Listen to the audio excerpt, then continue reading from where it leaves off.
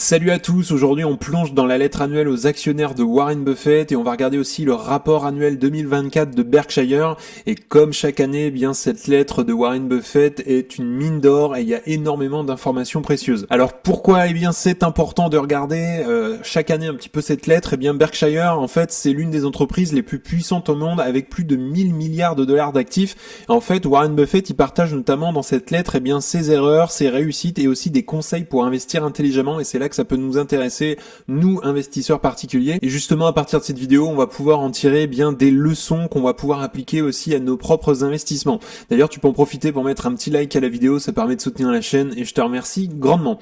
Alors si on regarde déjà la performance de Berkshire pour l'année 2024, il y a des résultats vraiment impressionnants malgré certains défis. Quelques chiffres notamment à retenir, on a un bénéfice d'exploitation qui est en hausse, affiché à 47,4 milliards de dollars pour l'année, contre 37,3 milliards en 2023, donc là il y a une belle progression. On a 53% des filiales qui ont vu leur profit baisser, mais l'ensemble reste globalement rentable. L'assurance est également le moteur du groupe avec une forte progression de GEICO notamment, et il y a du cash en réserve chez Berkshire, il y a 167 milliards de dollars, soit plus que le PIB de la Hongrie quand même. Donc ils ont énormément de cash qui s'accumule de plus en plus, donc peut-être c'est des signes sur ce qui va se passer dans quelques trimestres.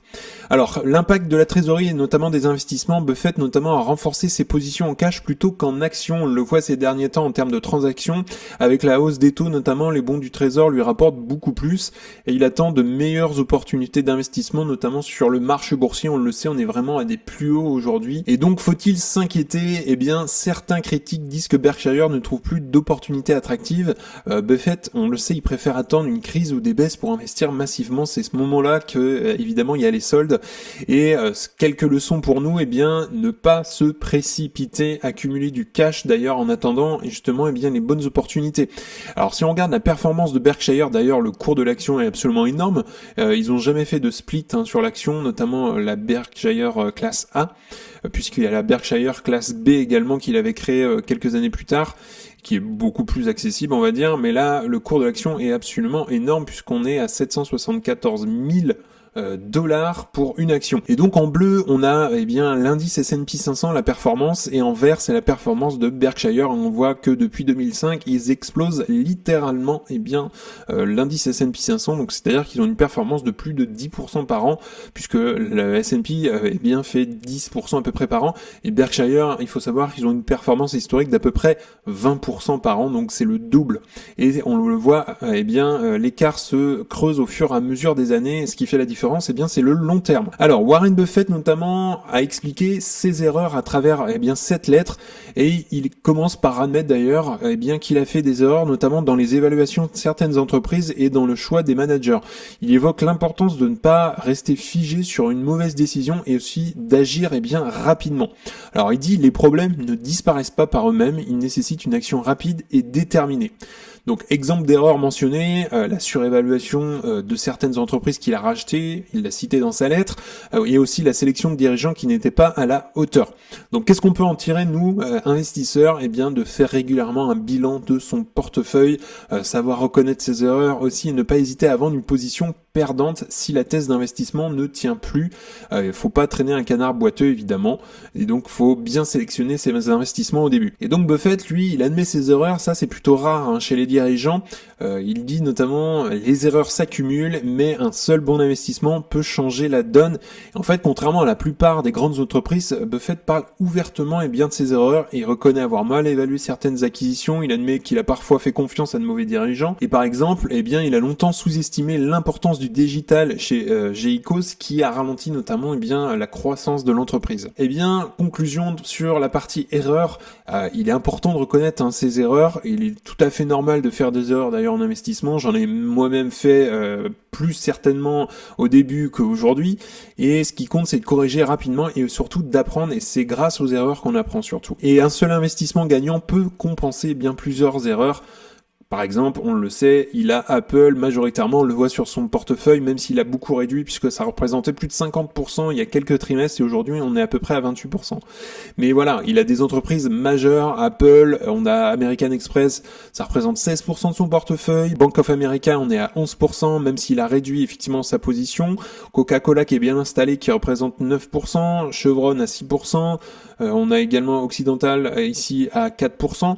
Donc voilà, ça c'est les 10 premières entreprises de son portefeuille et surtout il y en a qu'il a depuis longtemps, hein, notamment Kraft Heinz qu'il a en portefeuille, Kroger, Coca-Cola depuis des années. Et ça, ce qui fait la différence, c'est vraiment le long terme. Alors maintenant, on va regarder bien les stratégies d'investissement de Buffett pour l'année 2024 et qu'est-ce qu'on peut nous en tirer, notamment pour 2025. Et il faut savoir qu'ils ont un portefeuille concentré sur quelques valeurs sûres, puisque Berkshire possède deux types d'actifs, des entreprises contrôlées à 100%, notamment Geico, Syscandies, et puis des participations bien minoritaires dans des géants comme Apple, American Express, on l'a vu juste avant, Coca-Cola. Alors pourquoi ces choix? En fait, Buffett, il investit dans des entreprises à rentabilité élevée et à fort moat, donc un avantage concurrentiel durable. Il préfère les modèles simples et surtout compréhensibles, c'est hyper important. Par exemple Apple, un modèle qui est ultra rentable et surtout un leader mondial bien installé aujourd'hui dans le monde. Alors Buffett a réduit aussi son exposition aux actions, on l'a vu, il y a eu pas mal de ventes notamment en cette année 2024 et Berkshire ils ont réduit les investissements en actions de 354 à 272 milliards de dollars. Ils considèrent notamment que les valorisations actuelles sont trop élevées, ils préfèrent garder du cash pour des acquisitions futures et il y a peut-être un message à déceler là-dedans. Alors quelques leçons pour nous, quand les marchés sont surévalués, il vaut mieux être prudent et attendre et accumuler du cash dans ces cas-là et ça permet tout simplement d'être prêt pour les opportunités. Alors maintenant l'expansion de Berkshire Hathaway se fait également au Japon. Est-ce que c'est un pari audacieux? Il faut savoir qu'en fait depuis 2019, Berkshire a investi massivement dans 5 grandes sociétés japonaises, notamment Mitsubishi, Sumitomo, et il faut savoir qu'elle opère dans le commerce international, l'énergie et les infrastructures. Et la valeur actuelle du portefeuille japonais représente aujourd'hui 23,5 milliards de dollars. Alors pourquoi Buffett mise sur le Japon ? Notamment, on a des valorisations qui sont beaucoup plus basses que les actions américaines, des entreprises qui sont plutôt bien gérées, avec des politiques de retour aux actionnaires solides. Berkshire a d'ailleurs emprunté en yens à des taux très bas pour financer ses investissements. Il faut surveiller évidemment des fois les monnaies. Donc quelques leçons pour nous, ne pas se limiter aux marchés américains et européens, il y a peut-être mieux à faire ailleurs sur les marchés émergents, et chercher peut-être des opportunités là où les valorisations sont attractives. Il faut aller chercher ailleurs pendant que tout le monde s'agglutine sur du Nvidia ou encore du Tesla parfois. Alors maintenant, si on se concentre un peu sur le futur de Berkshire, il faut savoir que Warren Buffett aujourd'hui, il a 94 ans et il y a plusieurs mois maintenant, il a perdu son grand acolyte qui est Charlie Munger.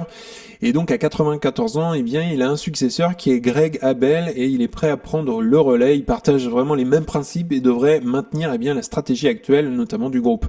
Donc Berkshire continuera à investir principalement aux États-Unis tout en explorant des opportunités internationales, notamment au Japon comme on a vu juste avant. Alors si on fait un petit bilan maintenant de ce qu'on a pu en tirer de cette lettre, notamment aux actionnaires, notamment, premier point, avoir une vision long terme. Buffett ne fait pas du tout de trading, il investit sur plusieurs décennies. Par exemple, il détient Coca-Cola depuis plus de 30 ans, on l'a vu.